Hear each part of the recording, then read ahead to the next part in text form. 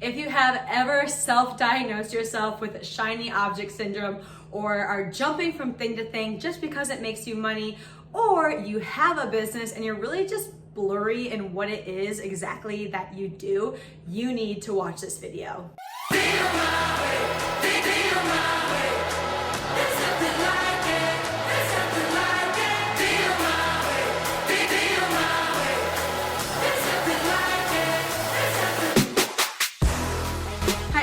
Kimber here, teaching you how to make money from anywhere and be financially independent while doing so. So if you're going to become financially independent, you have to find something that you love to do and really enjoy who you do it for. If you are excited for this video, hit that like button, subscribe to this channel, show YouTube that you enjoy the content that I'm giving out here. It would really help me out in the algorithm overall and help get this content out to more people. Tip number one is take note of the things you really enjoy doing and the things that you tend to push off and make you anxious when you think about having to do those things. So in crafting your offer and crafting what you do for people, you of course want to do something that you're good at and that you enjoy doing. There are a lot of things that I can do and I'm good at, but I don't really like doing. So I'm not going to put that as something I offer my business because I don't want to get overloaded with something that I don't want to do, because then that's just me having a job and not doing something that I'm super passionate about. So take note of those things.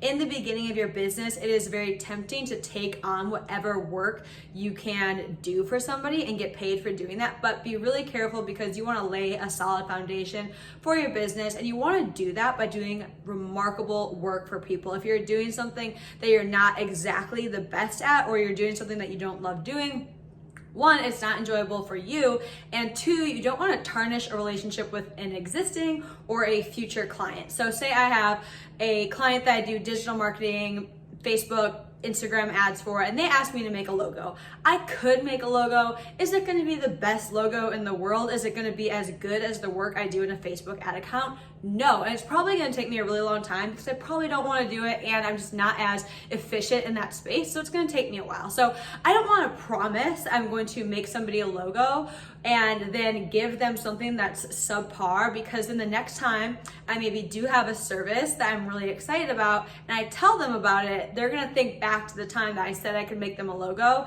and they're like, oh, maybe we should just stick with the Facebook ad. So do what you love, do what you're good at, and really, really try your best to not do anything else unless you're trying to find something new that you maybe want to see if you're good at it or you love it.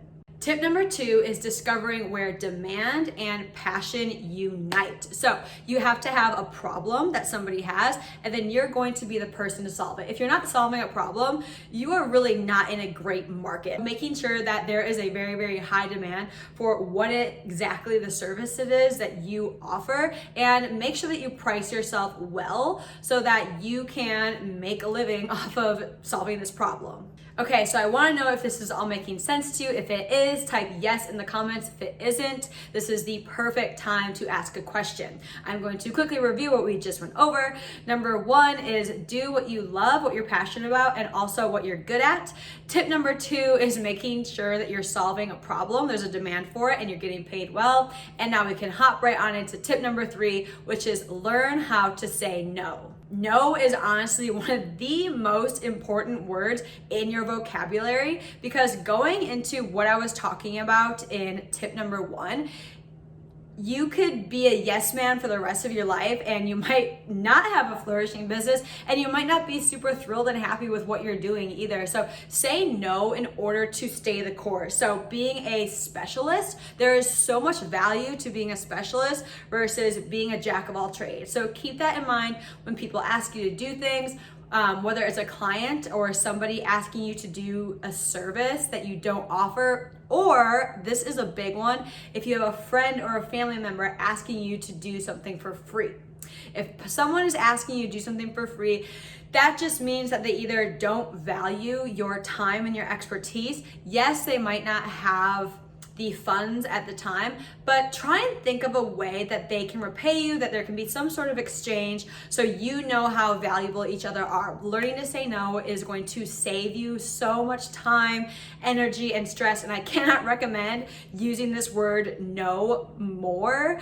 And I want, sometimes it can be hard to say no, and we think of like how saying no feels within us, and it can be kind of weird, but just practice saying no. If you really don't want to do something, even when it comes to distractions in your personal life, you do need balance, and you do need to have those moments and those times with your friends. But if you really don't want to do something, this is like outside of business now. If you don't want to do something, don't. Like for this, I love making these videos, and could I be hanging out with some friends right now? Yes, but I would have much rather done these videos. So do what you want to do and say no when you don't want to do those things. So now if you have any questions, please let me know in the comments. And again, tell YouTube that you're really enjoying what's getting put out here.